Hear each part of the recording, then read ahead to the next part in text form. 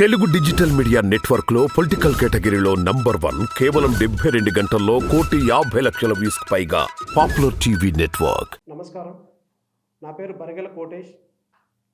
నేను తిరువూరు నియోజకవర్గం నుండి వైఎస్ఆర్ కాంగ్రెస్ పార్టీ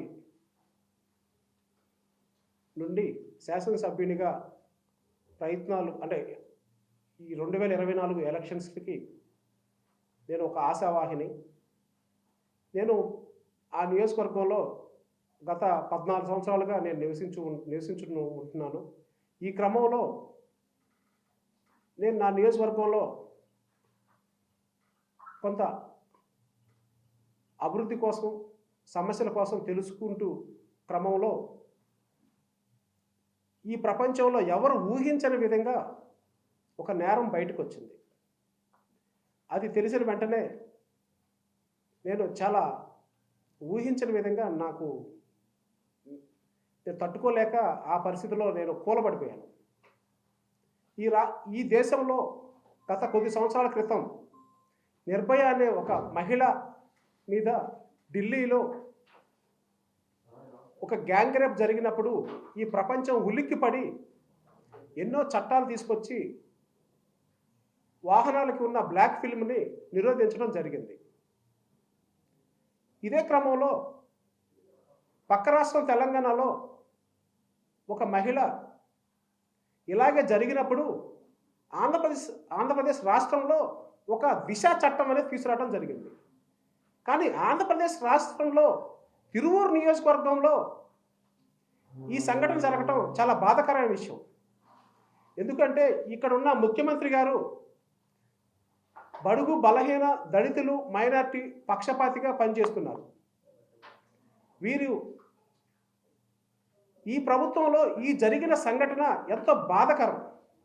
ఒకటి గమనించండి, ఒక దళిత కులానికి చెందిన మహిళ, మెంటల్లీ డిజేబుల్డ్ ఒక మహిళపై 6 వ్యక్తులు కంటిన్యూస్గా గత 10 నెలల నుండి ఆ అమ్మాయిపై శారీరకంగా అనుభవించడం జరుగుతుంది. ఈ క్రమంలో ఆ మహిళకి 6 నెలల గర్భం దాల్చింది.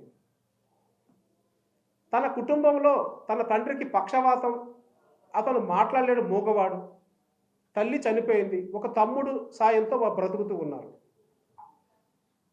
ఈ సంఘటన బయటికి తెలియగానే ఆ గ్రామ పెద్దలు అయిన కొంతమంది దీన్ని పంచాయతీ చేశారు. ఈ పంచాయతీ అనేది అసలు ఉందా ఈ భారత రాజ్యాంగంలో? ఈ బాబాసాహెబ్ అంబేద్కర్ రాసిన రాజ్యాంగంలో ఎక్కడైనా పంచాయతీలు చేసుకోమని ఆయన ఎక్కడ చెప్పలేదు. ఆయన ఏం చెప్పాడంటే, ఈ సమాజంలో ఎవరికైనా అన్యాయం జరిగినప్పుడు కొన్ని విధాలుగా డిపార్ట్మెంట్స్ ఆయన రాసి దాని ప్రకారం మనం ఫాలో అవుతున్నాం. ఏదైనా నేరం జరిగినప్పుడు సంబంధించిన పోలీస్ స్టేషన్లో మనం ఫిర్యాదు ఇవ్వాలి. తర్వాత ఆ పోలీస్ స్టేషన్ వారు సంబంధించిన న్యాయస్థానానికి దాన్ని పంపించి విచారించి ఇచ్చిన ఫిర్యాదు పట్ల విచారించి తగు న్యాయం జరుగుతుంది. కానీ వీళ్ళెవరు ఈ అమ్మాయికి పంచాయతీ చేయడానికి, మరీ ముఖ్యంగా చెప్తాను, నా అన్న ప్రభుత్వమైన ఈ జగన్మోహన్ రెడ్డి గారి ముఖ్యమంత్రి తమ్ముడిగా నేను చెప్తున్నాను, ఈ ప్రభుత్వంలో ఈ పంచాయతీలు జరగడం అనేది చాలా బాధాకరమైన విషయం. ఎందుకు అంటే ఆయన దళిత పక్షపాతిగా పనిచేస్తున్న వ్యక్తి. విజయవాడ మహానగరంలో 125 అడుగుల విగ్రహం పెట్టి ఈ రోజున ఆయన దళితుల పట్ల ప్రేమ ఏంటో చాటుకున్నాడు అన్నాడు అంటే వైఎస్ జగన్మోహన్ రెడ్డి గారు.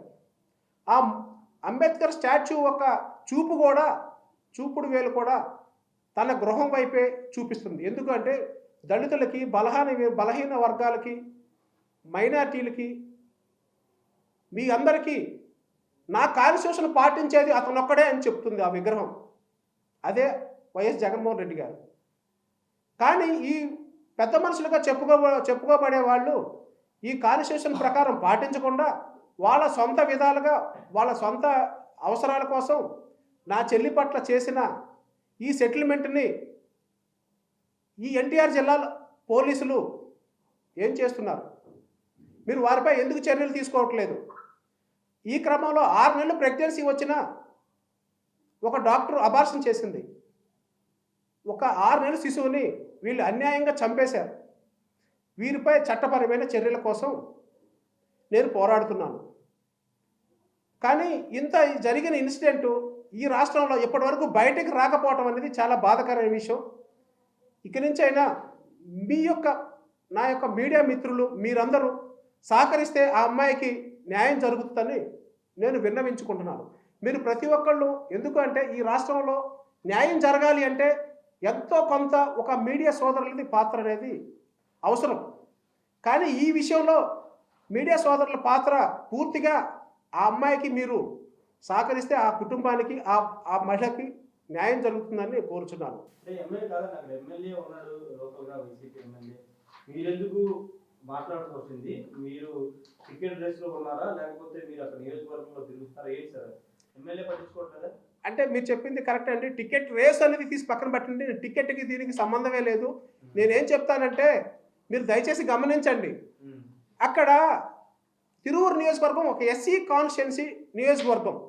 ఒక దళితుడుగా ఉన్న ఒక ఎమ్మెల్యే, స్థానిక 2 సార్లు గెలిచిన ఎమ్మెల్యే, ఇంతవరకు ఇంత జరిగినా కూడా ఒక దళితురాలు, ఒక మతి సీమితం లేని మహిళ పట్ల ఇంత ఘోరంగా జరిగినా కూడా అతను ఇంతవరకు ఆ కుటుంబాన్ని కానీ ఆ అమ్మాయిని కానీ పరామర్శించుకోకుండా మళ్ళీ 3వ టికెట్ కావాలి అని చెప్పేసి అని అడిగే ఎమ్మెల్యే ప్రథమంగా నేను నిజంగా ఈ రోజున చాలా బాధాకరమైన విషయం.